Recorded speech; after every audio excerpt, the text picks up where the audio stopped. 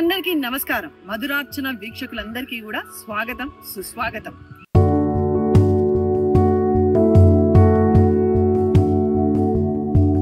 మరి చాలా మందికి పురాతన దేవాలయాలంటే చాలా ఇష్టం ఉంటుంది కదా.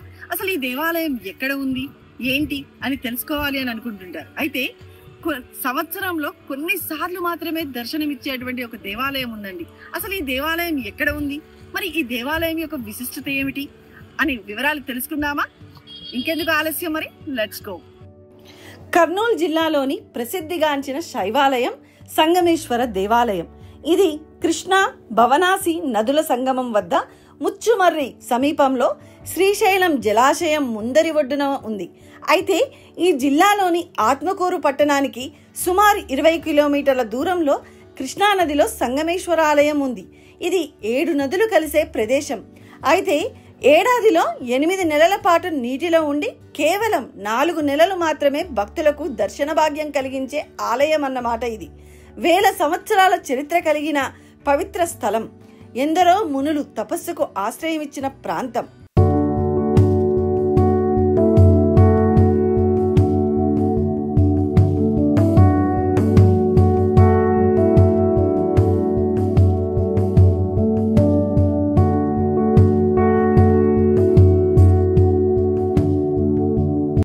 ఆలయాల్లో లాగా ఈ క్షేత్రంలో నిత్య పూజలు జరగవు. దానికి కారణం ఈ ఆలయం ఎక్కువ రోజులు నీటిని మునిగి ఉండడమే.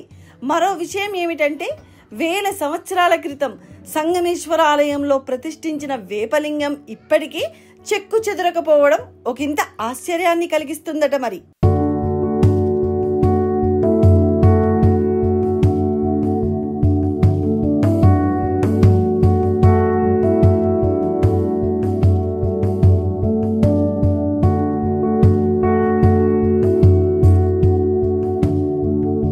ఈ ఆలయం ప్రతి ఏటా వేసవిలో అనగా మార్చ్, ఏప్రిల్, మే, జూన్ నెలల్లో శ్రీశైలం జలాశయంలోని నీటి మట్టం తగ్గినప్పుడు ఆలయం బయటపడుతుంది. అలా బయటపడే 4 నెలల్లో మాత్రమే భక్తులు ఆలయానికి వెళ్లి పూజలు చేస్తుంటారట.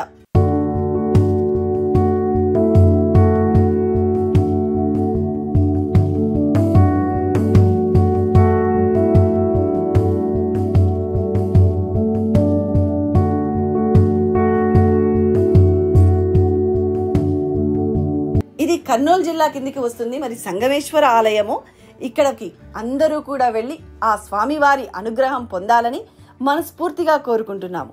ఇదండి సంగతి. మరి సంగమేశ్వర ఆలయం గురించి తెలుసుకున్నారు కదా.